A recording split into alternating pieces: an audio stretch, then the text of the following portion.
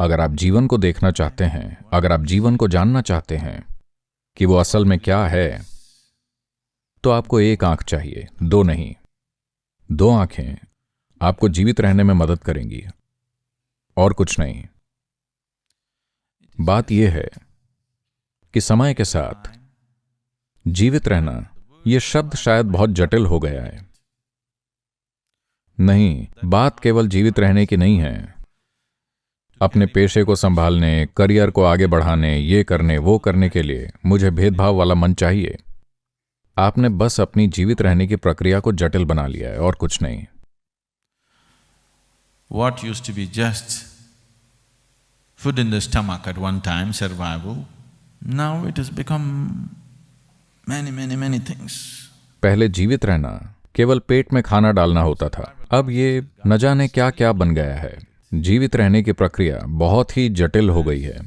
जैसे जैसे तथाकथित सभ्यता बढ़ी,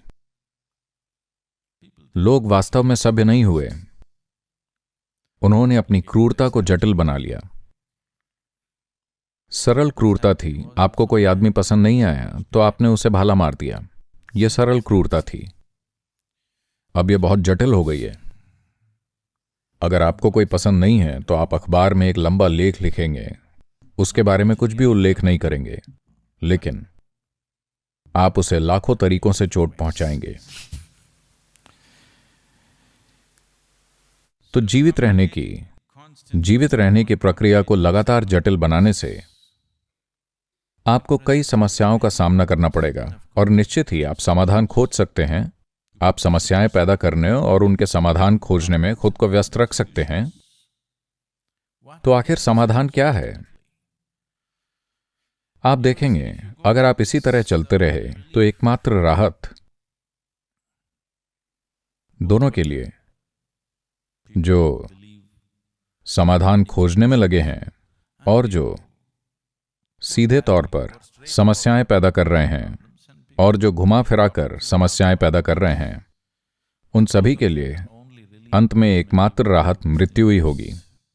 क्योंकि तभी वो ये जान पाएंगे कि एक जगह लेटने का क्या मतलब होता है, अपने भीतर हर समय बिना किसी उथल पुथल के। आप स्थिरता का एक पल भी नहीं जान पाएंगे। अगर आपने स्थिर होने की सुंदरता और विशालता को नहीं जाना, तो सीधे शब्दों में आप असल में बीमार हैं। अगर मैं ऐसे बैठूं तो आप यही सोचेंगे कि मैं बीमार हूं, है ना? क्या यही आपके मन के साथ नहीं हो रहा है? यह बीमारी है। आपकी एकमात्र सांत्वना है कि डॉक्टर भी इसे नहीं देख पा रहे हैं, क्योंकि दो हिलते हुए लोग एक दूसरे का हिलना नहीं देख सकते।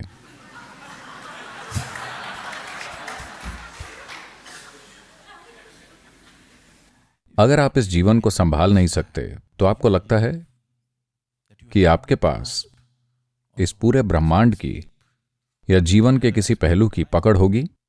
आपको लगता है यह संभव है?